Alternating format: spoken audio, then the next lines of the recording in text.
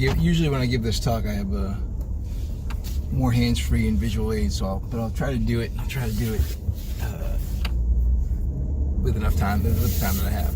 So, I've had this conversation with a number of people, friends of mine, over the years. And it's about the idea of catastrophism and human evolution, innovation, humans as a species.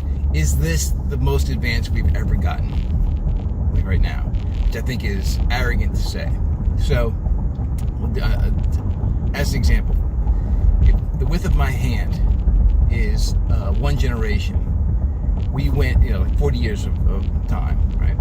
We as a species were able to go from not being able to fly at all, the Wright brothers, to the surface of the moon, if you believe it, but anyways, into space in like that much time, right? Not a lot of time, 80 years. If we still keep this as the measurement of 40 years, as a species, we can remember back 6,000 years, which is probably about the length of my truck. Maybe the length of the bed of my truck, right? That's how far back our recorded history goes. That goes back to like what we know of civilizations and like in any kind of great detail. Obviously, we have archaeology that can get bits and pieces from the past beyond that, but that's all we have. But as a species, we've existed with these hands and this brain structure for 125,000 years. Most scientists agree. Homo sapiens have this ability to the vocal cords, communication, the thinking capacity, this brain structure.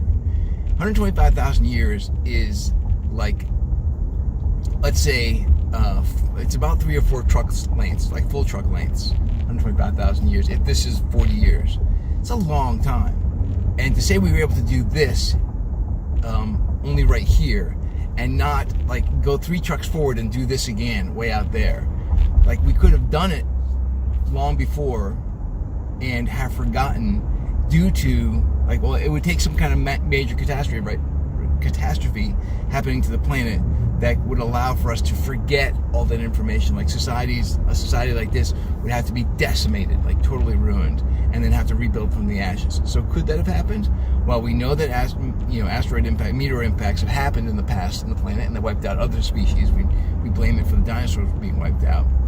But who's to say 20,000 years ago, or 40,000 years ago, a similar catastrophe hadn't happened, and we had to battle back from going back to living in caves and being hunter-gatherers again?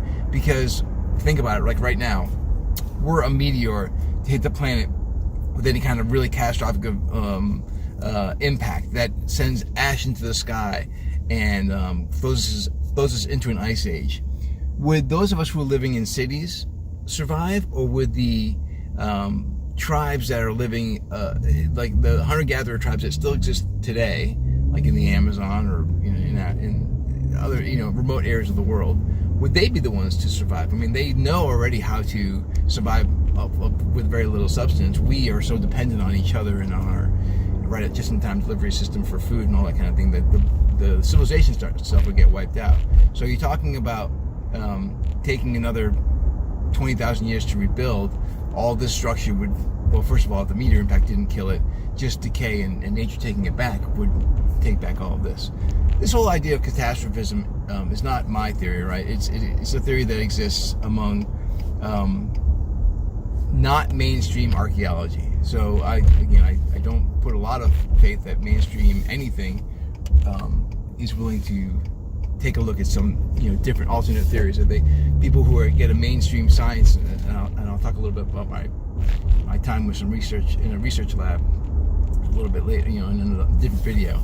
But people who do mainstream research, first of all, they're dependent on funding from grants in many cases, so they can't really buck the trends, because most grants just want to reaffirm what they already. They don't want to really necessarily rock the boat, or at least it's a good way to control. If control is what's wanted, they can do that. Anyway, catastrophism. If you look up Randall Carlson, who is a university professor who teaches mathematics, but is a what would you call it? An amateur? I don't know if I would say amateur. That's not quite right either.